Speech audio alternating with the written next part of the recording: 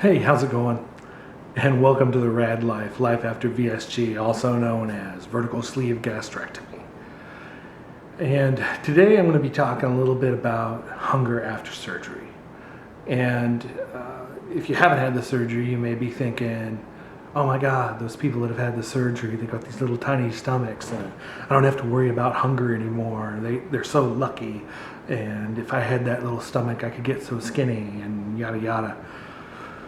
And if you've had the surgery, though, you might be thinking, like, what the hell? I ate 2 hours ago and I'm already hungry again, and the same thing's happening all over again. I'm going to totally lose my mind. I'm going to gain all my weight back. The reality is it's somewhere in between. So there are outliers out there in the bell curve, right? You got the bell curve out here on this little hot end. You've got people that for months or even a year and a half or so after surgery are rarely hungry. Like they have to kind of force themselves to eat. On the other end of the bell curve, we've got people that are like hungry minute one after surgery. Really small amounts. All of these people in the middle are really what you can expect, and I'm pretty sure I'm in that middle group and what I've been experiencing. The first couple days after surgery, not very hungry. You're sipping liquids. You're just barely getting things down. I think that's fairly consistent for most people. And then it starts over time. You start drinking a little bit more, taking a little bit more protein drinks in. But sometime about the time you start the pureed foods and the soft foods, you start recognizing sort of this fullness from meals and the satiety from meals and then the hunger in between meals. And it's definitely there. Like, I definitely know when it's mealtime. And there are times in between meals when I do feel hungry. And I know it's not mealtime, but I feel hungry. And but I will say that it's different. It's definitely not as intense as what I experienced pre-surgery. It's quite a bit different, but it's there. And it's kind of hard to explain unless you kind of experience that. But I'll just say that the hunger is there, but it's just not as strong. It's not as intense unless I skip a meal. And I've only accidentally skipped a meal a couple times, and then I really start feeling a lot more hunger. Maybe not the maximum hunger that I've ever felt, but it's definitely a lot stronger than normal since I've had the surgery. In between, what I tend to do, and I actually did this in my pre-diet too, trying to help curb, because the hunger was a lot worse I shouldn't say pre-diet, but pre-surgery, right? When I was on the pre-surgery diet, getting low calories, and I still had the same size stomach, still had the same wonky hormones, same signals of hunger coming to me that I had, for the last decades. I was getting really hungry between meals. But now not quite as hungry, but I still take the same steps when I do feel hungrier in between those kind of normal meal times. First thing I do is I go straight for water. Sometimes like a non-calorie, non-carbonated drink, but I start drinking. I start sipping on water, and I do that for like 30 minutes or so. I can't guzzle water anymore after the surgery. You can't guzzle water. It doesn't work. It doesn't feel good. It fills up your stomach really quickly and get really uncomfortable. It can cause you to vomit. So you kind of have to sip on water little by little. But sometimes hunger can present itself as thirst and make you want to eat something when you really should be drinking something. So the first thing I turn to, step one, is go get something to drink. Make sure you're hydrated, and doing this every time you feel hungry in between meals is going to help you reach that 64-ounce goal per day. I often am more around 80 some ounces per day, sometimes even more. So I constantly have a water bottle with me. I'm sipping on it all the time between meals. Step two, if I still feel that hunger that's coming on, and even I might do this in conjunction with step one, but step two is go find something to do. You know, if you're at work, get right into a work project. If it's a weekend, and generally speaking, the weekends seem to be the time when that sort of boredom hunger comes into play more. If you're not doing anything, if you're just watching TV or some other screen, you may have that urge to want to snack. Old habits. I mean, obviously, a lot of us that are obese, some of what got us there is that grazing throughout the day and finding things to eat when we're just kind of sitting there on the couch and doing that. So find something to do. Get away from the food, get away from the kitchen. I go out to my shop sometimes. I'll find something to do. My favorite thing probably to distract me is get on my tractor and move dirt. I know that's not a solution for all of you who don't have tractors with front loaders on them, but I'm kind of like a kid riding a real life Tonka toy out there, and I'll find something to do, and gives me a little time away from dealing with food. So step two is just, the point is find something to do, go do it, get away from the kitchen, get away from food sources. Make sure you take your water bottle and you're constantly sipping water. And the last thing is if the hunger is pretty strong, or if water and activity really haven't done what I wanted it to do, I'll look at my food log.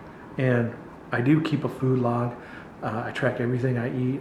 I'm really honest about it because it's really easy to just log those good things and leave out the bad stuff. And you can't do that. You have to hold yourself accountable. And I'll look at my food log and have I had enough calories? Have I had enough protein? Am I on the right track? You know, if not, maybe it's time for a snack. Maybe it's time for something like a high protein Greek yogurt or a protein bar or protein shake or something like that. And I'll do that. And generally, I'll have a snack between breakfast and lunch. I'll have another snack between lunch and dinner. I usually don't have a snack at the end of the day. Occasionally, but it's rare. And those are kind of the three steps I kind of go through. Every now and then, in all honesty, I'll skip to the snack because I do sort of have a planned snack between breakfast and lunch. So if it's halfway between breakfast and lunch, I'll just grab a snack.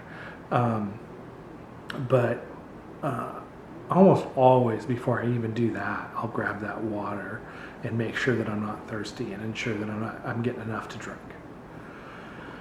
So, and that almost always takes care of it. And if it doesn't take care of it, that's where the discipline of good habits.